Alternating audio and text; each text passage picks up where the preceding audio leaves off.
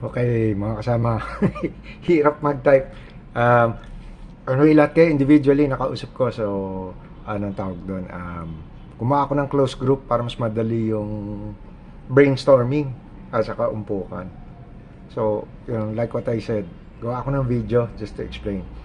Lahat sa inyo siguro napanood nyo na yung video ng Project Remontado.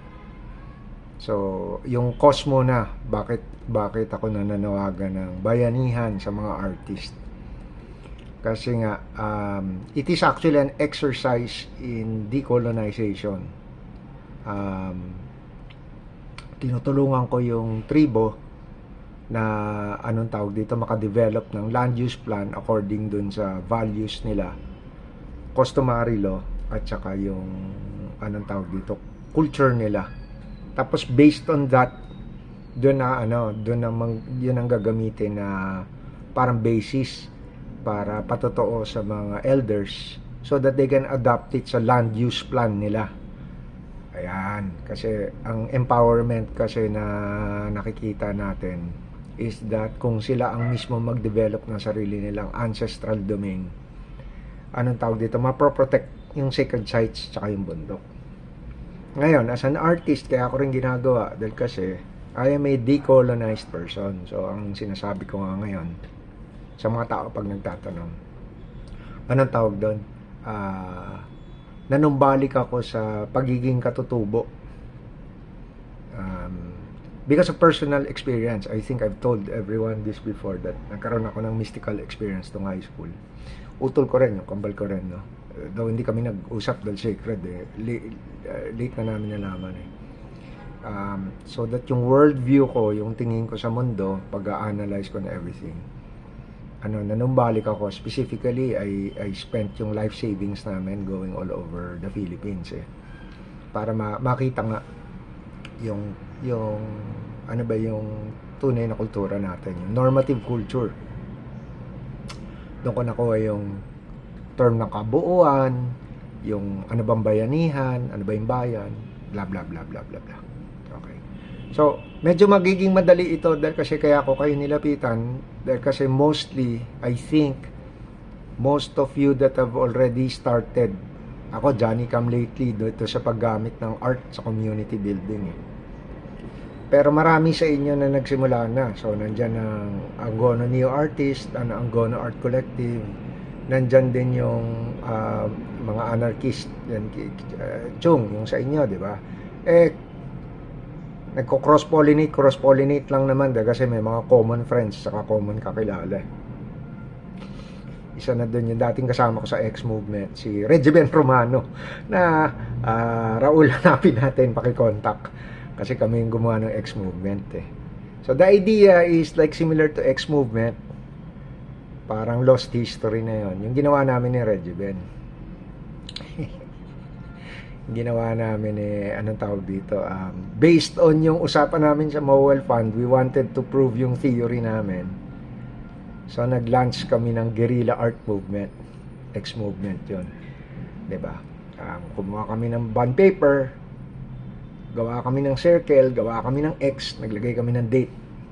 Tapos yung mga kakilala na nagsimula kami dun sa mga kakilala dun sa Mowell, yung mga pupunta ng Merix, pakidikit ito sa Merix, sa UP Fine Arts, sa UST Fine Arts, bla bla bla. Binigyan namin sila siguro mga tigli-limang poster. Kung saan nag-hangout yung artist, idikit nyo lang. Tapos, ginawa namin confederate. Parang, kung hindi napapansin, sabihin nyo sa mga kasama nyo, ano kaya ito? Turo nyo, gano'n. So, ang hindi alam ng marami, ginawa namin yon. Tapos, kinalat namin. Ano siya, yung meron from the date, bigla na lang may nakasulat kung sino mga nakalimutan ko na eh. Kung anong nandun, 'di ba? Yung anong tawag dito, comics. Kasi kami yung mga pioneers ng comics noon eh, sa Alamat. Doon dadating mamayang graphical literatura. Ang carrier kasi nung buong doon sa literary part, comics, visual arts, ganyan, is yung Memento Mori. First graphic anthology sa Philippines. Okay.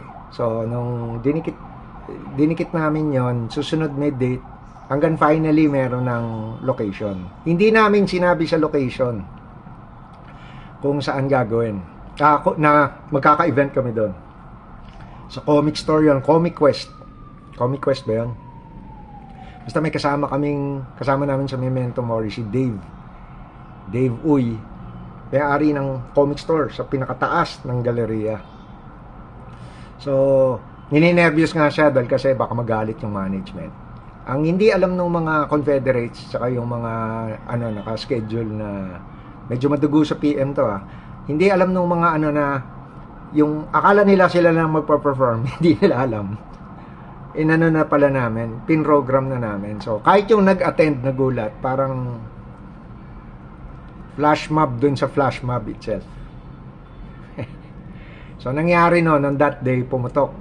Nagkaroon poetry reading, nagkaroon ng talk, nagkaroon ng music, blah blah blah.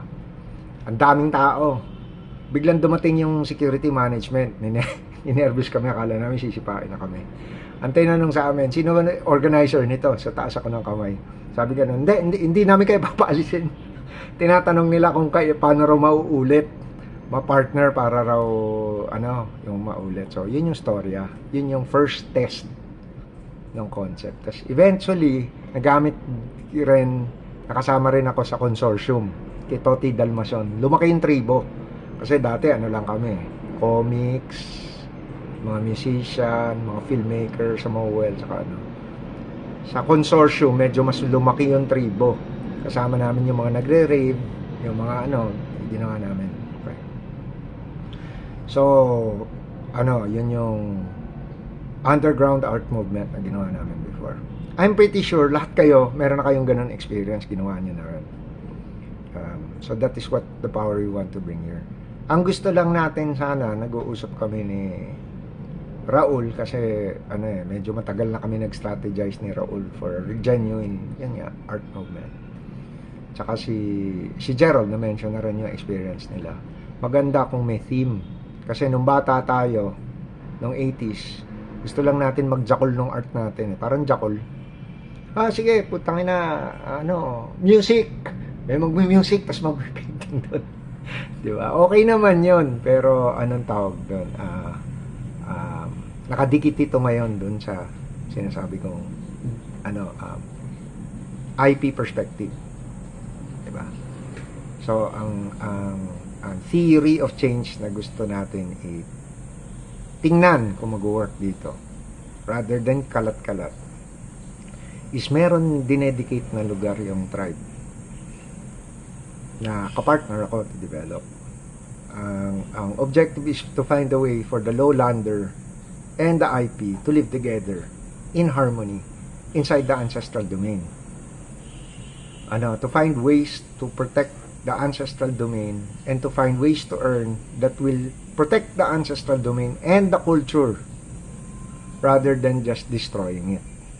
So buffer. Yung technical nung how sagot na ng permaculture yon. In fact, indigenous permaculture ang tinutulak natin doon. So medyo pumuputok na rin ng indigenous permaculture sa permaculture world. Specifically dahil ako at saka some other mga lumad tinutulak yung idea nga na teka lang, medyo cultural imposition yung while we agree with permaculture, may sarili tayong permaculture. In fact, sinira nga nila. So that is part of the movement. Okay. So ngayon, this is the concept for the place. And this is ko sa inyo. Actually, ang binubuo namin para kami gumagawa ng bagong tribo. Medyo archetypal yung approach kasi dikit muna tayo doon, yung land is dedicated both by the IP sponsor and kami para ma-decolonize to have a relationship with the land. Anong tawag doon? We have dedicated it as a sacred site. So parang nire-reaffirm namin mga lowlander with the IP that this place is a sacred site and we are there to go back to yung the way we look at natututo, di ba? So from that perspective, again, yun nga yung perspective ng Southeast Asia na archetypal kasi sa atin yung art eh. Yung art sa atin nakadikit sa community at saka sa culture at saka sa nature. Ano siya eh.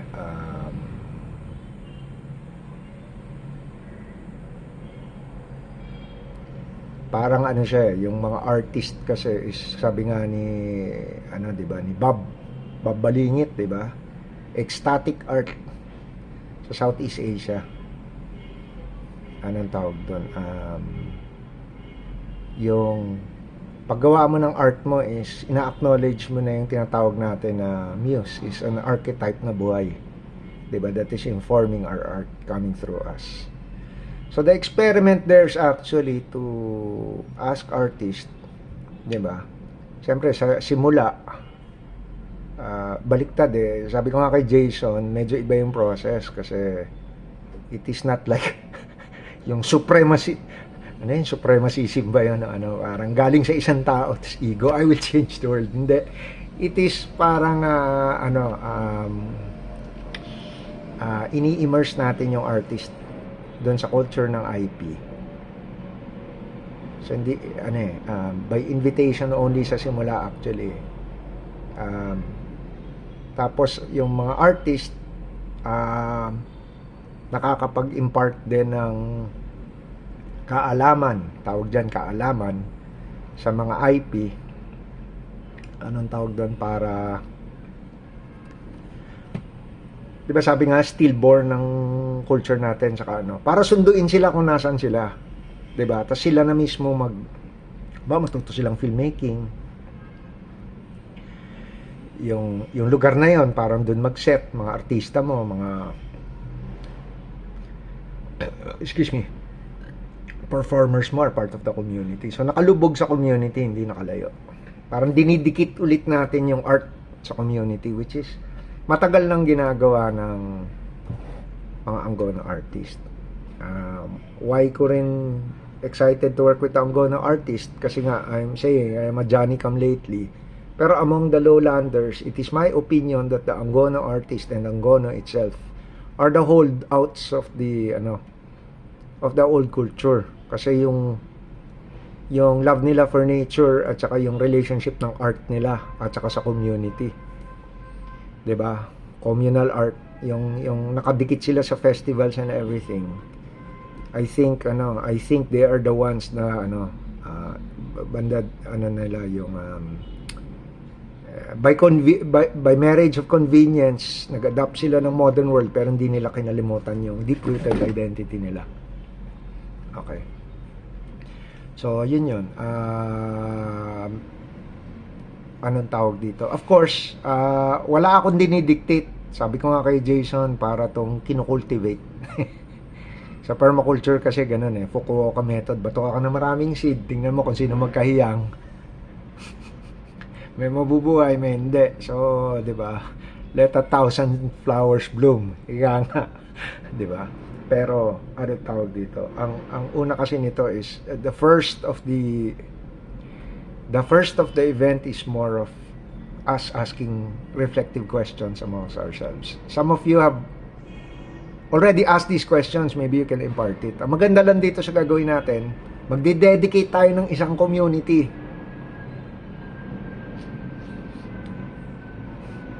Bagong lugar. Hindi yung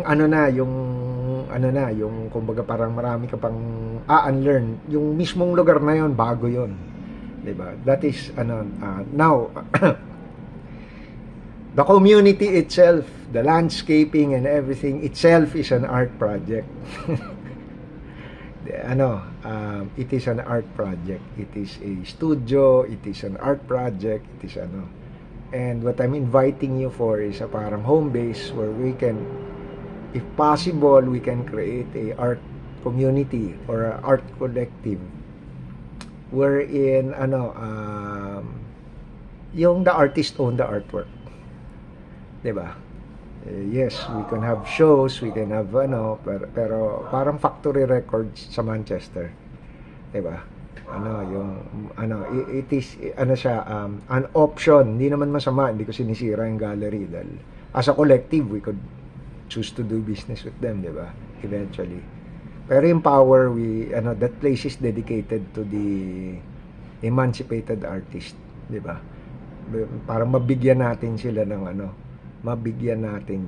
alternative. At the same time, yung lugar na yon, parang sa permaculture, parang guild system na rin na the artist can resident, and at the same time yung mga magabay yung mga bagong artist, di ba, doon sa process, para hindi ma-arrest yung development nila by the stifling consumerism of the gallery scene, which again, natuto ko sa Dumagat, tsaka yung I forgot the professor na about decolonization. Hindi ako galit about the West or not, kasi nga nakita ko na yung ultimate value natin Pilipino, yung kabuuan. We cannot deny that we already have Western influences and there are values that we have gotten from them. The exercise is actually just to go back to the kernel of our identity, diba? Then it would be easy to adapt. Anyway, sorry, nagra-rumble on na ako. Pero yun yung idea. Diba? Meron akong lugar na dinidedicate. Sinafety ko na para sa grupo. Ika nga, diba? Tapos maraming forces na nangyayari na nagiging na siyang talagang movement beyond the art world. But remember, ang key kasi sa akin, diba? Yung even before nangyari yung mga movements ng Western movements about art. Though, di ba dati hindi naman pinag-uusapan what art is Di ba? Ang original role ng artist sa mga IP culture, they were the hierophants. Parang they were the wizards. Di ba? From the world of vision, they created new reality. Di ba? Patterns of thought, patterns of design, di ba?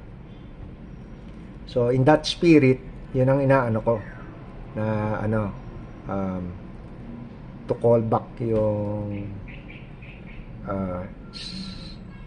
sabihin natin na shamanistic tradition ng mga artist, di ba? And like I said, ang tingin ko kabuuan, I don't mind disagreements as long as makontain natin dun sa brand natin. Kasi rin to anong tawag doon? Dumidikit tayo sa zeitgeist Meron hinahanap ang mundo ngayon Baka mamaya pag nahanap natin yung sarili natin paraan, baka tayo makapagbigay ng sagot sa hinahanap ng mundo ngayon At least gawin natin patotoo sa isang lugar. Anyway, yun. Tapos lastly, i-share ko mamaya yung mga kinumit ko na yung 5 episodes ng Memento Mori. May mga design na ako nung kasi may mga design na ako nung cover. Wala lang, para lang umusad, di ba? Pag-usapan natin kasi gusto ko rin lagyan ng laman ng malalim ng mga interviews. Okay. So yun. Anyway, salamat.